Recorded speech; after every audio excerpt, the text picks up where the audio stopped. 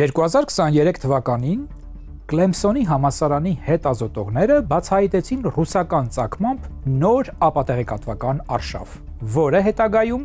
Microsoft-ը անվանեց Storm 1516։ Բազմաթիվ հետազոտողներ և կազմակերպություններ, այդ թվում, օրինակ արտասահմանյան թվային միջամտությունների հակազդման համար ստեղծված ֆրանսիական կառավարության հատուկ ծառայությունը Վիգինումը պնդում է, որ բաց աղբյուրներից ստացված տվյալները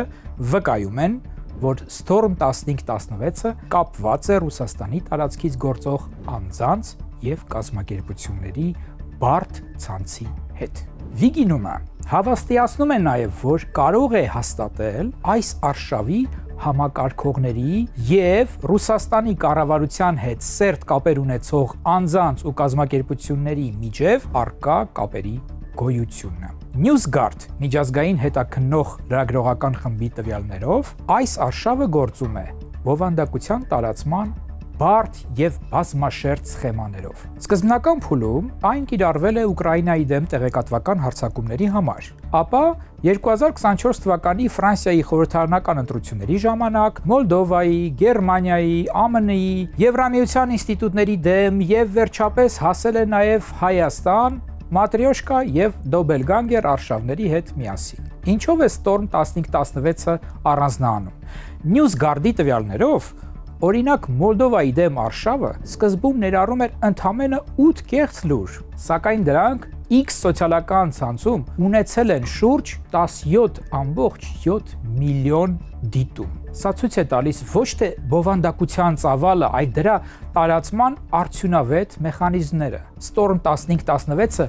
նախորդ արշավներից տարբերվում է իր մասշտաբով և տեխնոլոգիական զարգացմամբ։ Արշավի առանցքային առանձնահատկությունը արհեստական բանականության լայն կիրառումն է։ Ստեղծվել են deepfake տեսանյութեր, AI-ը ստեղծում է ձայներ, տեսանյութեր ու գրառումներ, որոնք թվում են իրական։ Այսինքն, օրինակ, մի շարքային մարդու կամ ակտիվիստի խոսքը կարող է ամբողջությամբ կեղծ լինել, բայց եթե չգիտես, որ կեղծ է, կարող ես հավատալ, թե նա իրականում ասել է դա։ Ստեղծվել են կեղծ փորձագիտական մեկնաբանություններ, կեղծ համալսարանական դասախոսություններ և միջազգային մեդիայի իմիտացիաներ, ինչպես Doppelganger-ի արշավի դեպքում էր։ Storm 1516-ը ակտիվորեն օգտագործում է X-ի հարթակը,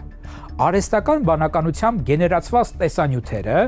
մեծ լսարաններին հասցնելու համար։ Նման մեթոդներ կիրառել է նաև Matryoshka ցանցը, սակայն Storm 1516-ը դրանք համակարգված և մասշտաբային է դարձրել։ Ապա տեղեկատվական արշավի շրջանակներում շատ հաճախ թիրախավորվել է Ուկրաինայի նախագահ Վոլոդիմիր Զելենսկին։ Նրան տարբեր ժամանակներում մեղադրել են նեոնացիզմի,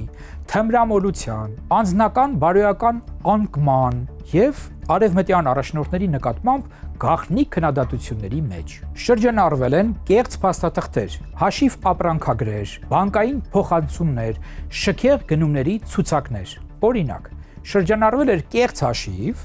ըստ որի Ուկրաինայի նախագահի ընտանիքը իբր միլիոնավոր եվրոյի շքեղ մեքենա էր գնել։ Իդեպ, Հայաստանի ղեկավարի մասով էլ նման հրապարակումները քիչ չեն եղել։ Օրինակ, կեղծ հրապարակումներից մեկում նշվում էր, որ Հայաստանի վարչապետը Ֆրանսիայում ձեռք է բերել շքեղ առանձնատուն։ 2024-ին եվրոպական ընտրություններից 2 շաբաթ առաջ YouTube-ում հրապարակվել է տեսանյութ, որտեղ մեղադրանքներ էին հնչում Եվրոպական հանձնաժողովի նախագահ Ուրսուլա ֆոն դեր Լայենի հասցեին, պնդելով, թե նա օգնել է ռուսական ընկերությանը շրջանցել պատժամիջոցները։ Տեսանյութում ներկայացված էր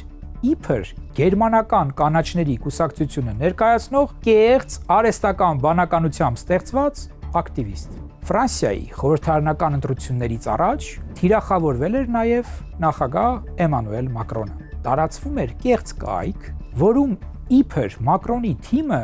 ընտրողներին առաջարկում էր Մակրոնի բոնուս 100 եվրո քվեի դիմաց։ Մոլդովայում հիմնական թիրախը նախագահ Մայա Սանդուն էր և իշխող կուսակցությունը։ Տարածվում էին արհեստական բանականությամբ ստեղծված տեսանյութեր, որտեղ մի շարք Իբր եվրոպացի պրոֆեսորներ հայտարարում էին, թե Սանդուն իշխանության է եկել կեղծիքներով, որ ընդդիմությունը ենթարկվում է ռեպրեսիաների, որ երկիրը գնում է ավտորիտարացման ճանապարհով։ Կեղծ տեղեկություններ էին շրջանառվում նաև, թե Մոլդովան իբր Մերձ Դնեստրի ուղղությամբ պատրաստվում է պատերազմի Ռուսաստանի դեմ, կամ թե TikTok-ում օրական միլիոնավոր դոլարների քարոզչություն է իրականացվում նախագահի օգտին։ Մոլդովայի դեպքում հատուկ շեշտադրում է արվել արժեքային վախերի վրա։ LGBT թեմա, ավանդական ընտանիք, եկեղեցու դեր, իդեպ այս թեմաները լայնորեն օգտագործվում են Հայաստանի դեմ իրականացվող հիբրիդային հարձակումներում։ Հայաստանի ուղղությամբ Storm 15-16-ը եւ Matryoshka ցանցը կիրառել են նույն մեթոդաբանությունը, հարմարեցնելով այն տեղական զգայուն թեմաներին։ Արհեստական բանականության օգնությամբ պատրաստված կեղծ տեսանյութերում օգտագործվել են իրական մարդկանց մասնակցությամբ կադրեր, որոնք մոնտաժվել են այլ տեսաշարերի հետ։ Կադրից դուրս հնչել են արհեստական բանականությամբ գեներացված ձայներ։ Առանձնահատուկ պետք է նշել պատմական տրավմաների ինքնության շահարկման հիման վրա կառուցված տեսանյութերը։ Մի քանի տեսանյութերում օգտագործվել էին Օսվենցիմի նախկին կալանավորների ինքնությունները, որոնց անունից հնչեցվել էին ծայրահեղ մեղադրանքներ վարչապետ Նիկոլ Փաշինյանի հասցեին։ Նրան ներկայացնում էին որպես դավաճան, իսկ հասարակությանը որպես անգործության մատնված զոհ։ Այլ տեսանյութերում Հայաստանի ներքաղաքական իրավիճակի վերաբերյալ հայտարարություններ էին վերագրվում ինչ-որ բրիտանացի ոստիկանների։ Տեսանյութերից մեկում պնդվում էր, թե Մեծ Բրիտանիայի ոստիկանությունը իբր վերապատրաստել է հայկական ուժային կառույցներին 2026 թվականի ընտրություններից հետո հնարավոր բողոքի ակցիաների մասնակիցների նկատմամբ բռնություն կիրառելու նպատակով։ Մյուսում կեղծ ոստիկանը կոչ էր անում Հայաստանի քաղաքացիներին չլինել հանդուրժող Նիկոլ Փաշինյանի կառավարության դեստրուկտիվ վարքագծի նկատմամբ։ Մնացած տեսանյութերում Փաշինյանին մեղադրում էին Հայաստանը քանդելու եւ ազգային խորհրդանիշները ոչնչացնելու մտադրության մեջ։ Առանձին դրվագում բրիտանացի գրող Ֆիլիպ Արդային արհեստական բանականության օգնությամբ վերագրվում էին խոսքեր, թե վարչապետը ճանապարհ է հարթել Հայաստանի թշնամիների համար։ The Insider-ի ուսումնասիրած տեսանյութերի մեծ մասը վերաբերում է այն պնդմանը, թե Հայաստանի ներկայիս իշխանությունները իբր լռության են մատնում 1915-23 թվականների հայոց ցեղասպանությունը։ Այդպիսի տեսանյութերից մեկում,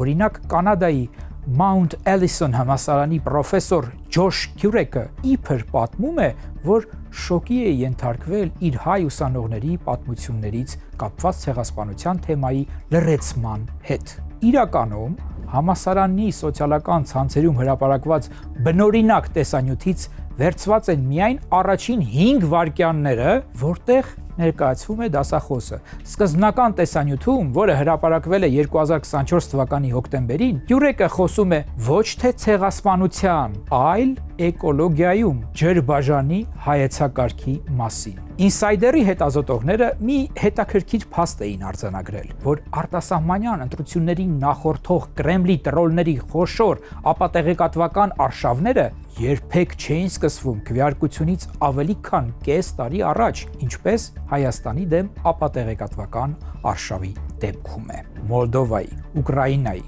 Եվրամիության երկրների եւ Հայաստանի դեպքերը ցույց են տալիս մեկ հստակ օրինաչափություն։ Հիբրիդային սպառնալիքների շրջանակներում ապատեղեկատվական արշավները կառուցվում են կրկնվող մոդելներով, որոնք հարմարեցվում են տեղական միջավայրին։ Նարատիվները վերցվում են Ռուսաստանի պետական քարոզչական դիսկուրսից,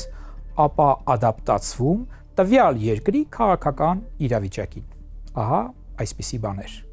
Կհանդիպենք։